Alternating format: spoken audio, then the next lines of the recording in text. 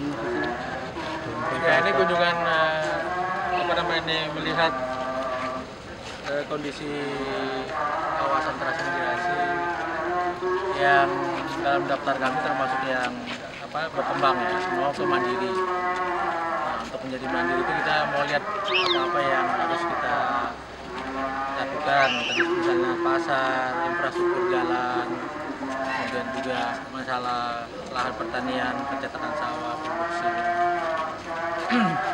Nah, tentunya ke depan ini kan akan semakin padat, jadi semakin ramai. Nanti bicaranya 10-20 tahun yang akan datang.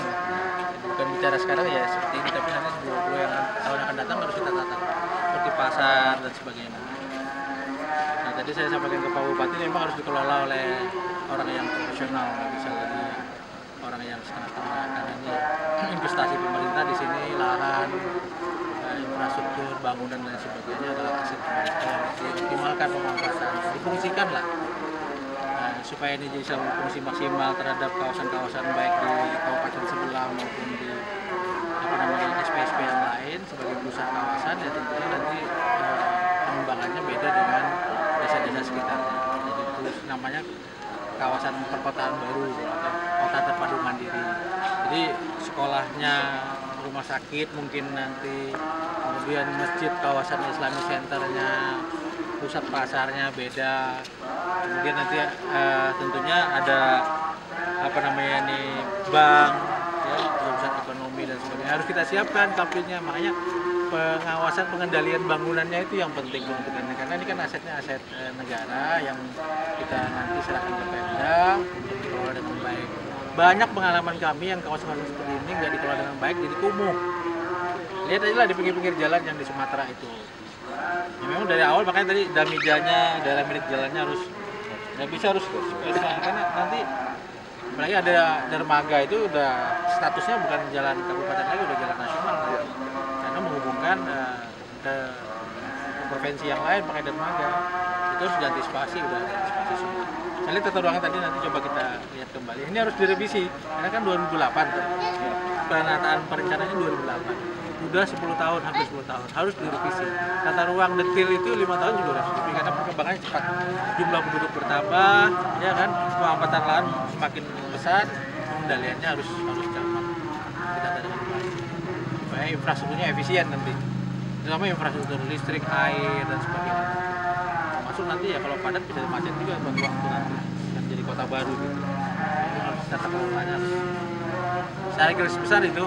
Tapi intinya juga terutama untuk pengembangan ekonomi masyarakat. Itu yang paling kita lihat produksinya. Jadi bagaimana RMP-nya baru 1,2 ton per jam. Kalau lihat luasannya mungkin minimum harus ada 3-6 ton kapasitasnya. Lihat tadi harus ada gudang, Bulog udah disiapin, caranya sekarang lagi dilelang katanya. Pergudangan 2 hektar disiapkan oleh Pak Bupati, udah disertifikasi. Kalau ada gudang, kalau musim panen puncak bisa disimpan, ya gudang nanti bisa, Bulog bisa resi gudang sebagainya, harga bisa stabil. Ya saya kira secara umum itu. Ya, tadi ada penyerahan beras, apa itu Pak? Aset. Nah, Itu aset. Bisa dijelaskan? Aset-aset itu memang ke depan setelah 5 tahun nanti kita serahkan ke Bupati untuk dikelola menjadi aset. Dan itu bangunan karena uang negara, supaya kalau belum diserahkan Pak Bupati nggak bisa memelihara.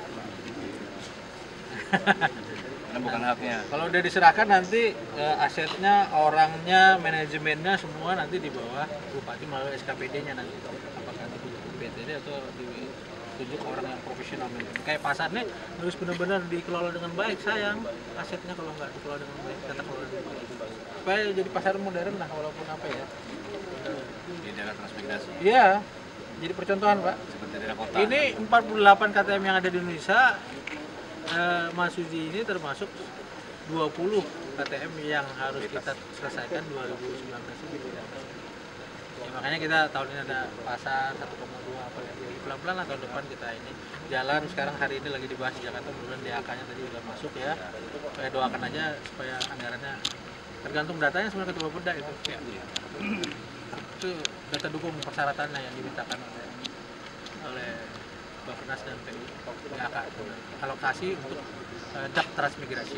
Dulu nggak ada dak transmigrasi, baru 2018 ini dak afirmasi transmigrasi. Harapan Pak Bupati, Pak? Ya? Harapan Oh, Pak Bupati, Pak Bupati. Ya, harapan saya yang pertama saya mau ucapkan terima kasih kepada Pak Dirjen PMKT yang telah hadir dengan beberapa direktur Bung Suji dalam rangka meninjau KTM kawasan transmigrasi mandiri. KTM ini sepertinya memang harus harus dioptimalkan supaya nanti begitu serah terima kepada kami masyarakat bisa menikmati sesuai dengan harapan mereka. Tapi ini insya Allah Pak Dirjen dengan para direktur sudah pada semangat untuk membangun kabupaten kita ini. Apalagi kini juga yang jadi bukan masyarakat Mesuji, masyarakat Oki juga kita layani. Tapi insya Allah ini bakal baik. Yang penting sekarang masyarakatnya harus bisa diatur, jangan pada semaunya sendiri. Ini yang digunakan adalah aset negara, mereka tidak perlu membangun, hanya kalaupun nanti bayar juga sangat murah dan yakin mereka mampu. Pemeliharaan lah kuncinya, jangan terus kesan kumuh seperti itu, nanti akan kita tertibkan semuanya. Kalau yang nggak mau ya terpaksa kita upaya paksa, harus mau.